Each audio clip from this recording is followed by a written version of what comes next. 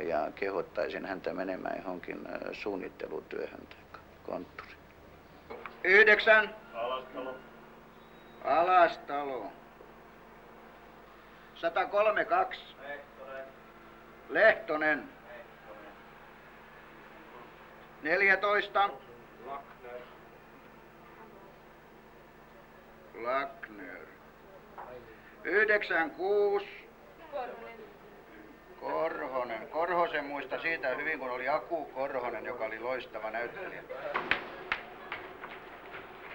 Matkustajien turvallisuutta koskevat määräykset säädetään merilaissa.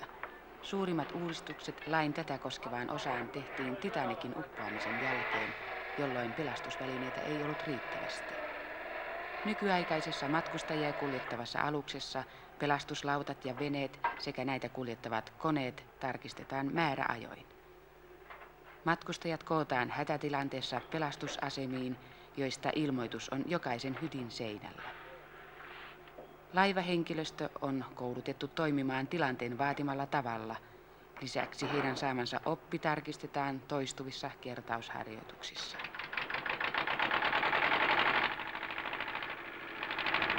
Kuinka usein teillä on näitä pelastusharjoituksia? Meillä on niin kuin joka 8. matka, kun menemme Lübeckiin, ne on siellä sitten. Se tulee niin kuin joka 8. matka. Pelkäättekö koskaan? En osaa pelätä. Te luotatte pelastustoimiin laivalla. No varmaan silloin, koska minä pelkään.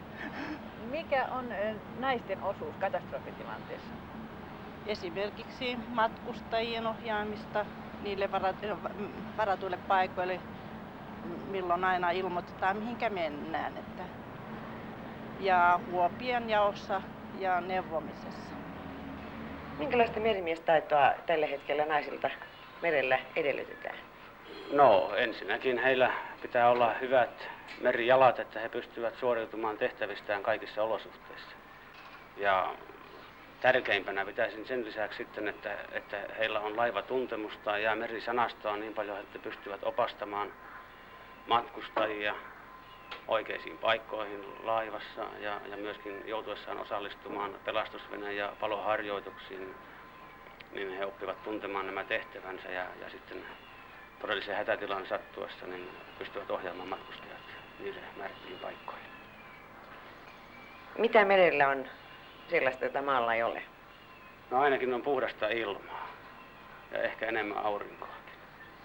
Merkitseekö meri teille jotain erikoista? Kyllä. Luonto on paljon lähempänä silloin ja niin päin pois.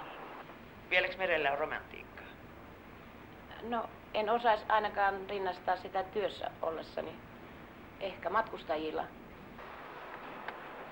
Kyllä niitä aina syttyy.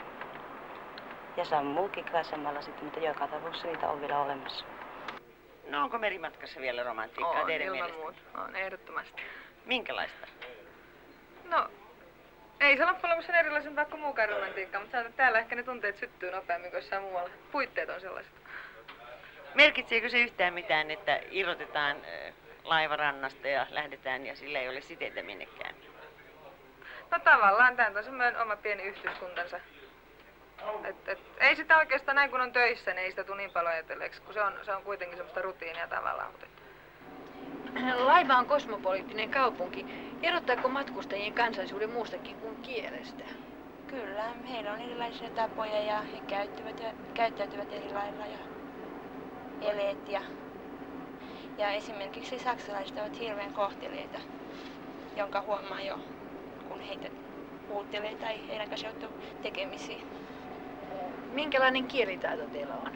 No, suomea ja välttävästi saksaa ja ruotsia. Oletteko saanut niin kuin yhtiön puolesta mitään koulutusta kielessä? Kyllä, meillä on sellaisia kielikursseja laivassa järjestetty ja meillä on kielinauhoja, joita voi kuunnella. Ja sitten sellaiset henkilöt, jotka täällä osaa hyvin kieliä, niin opettavat niitä, jotka eivät osaa.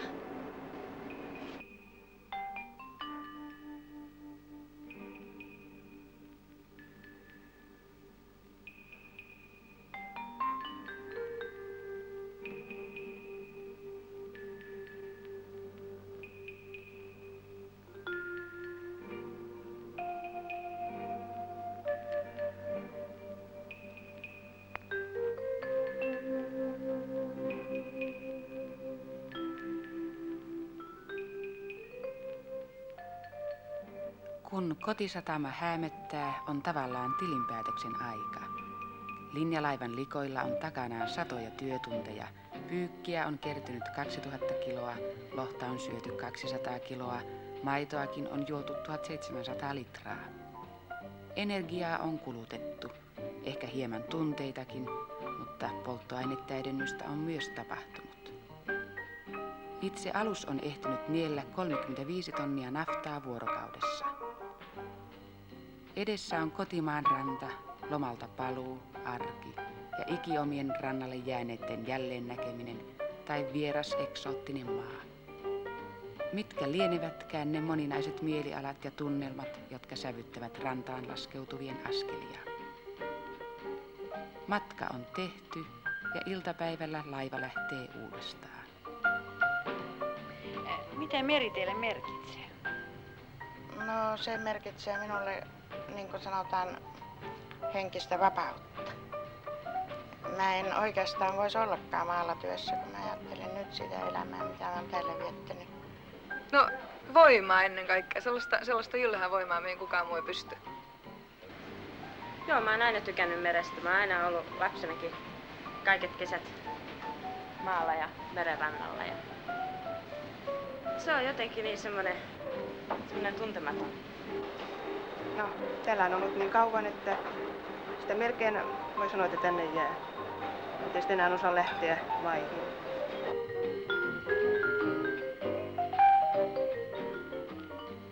Mieleni palaa jälleen merelle, yksinäiselle merelle, taivaan ääriin. Enkä pyydä muuta kuin suuren laivan ja tähden tietä näyttämään. Ja ruorin potkun, tuulen laulun ja valkean purjeen vapinan ja utuisen harson meren kasvoille ja harmaan aamun sarastuksen.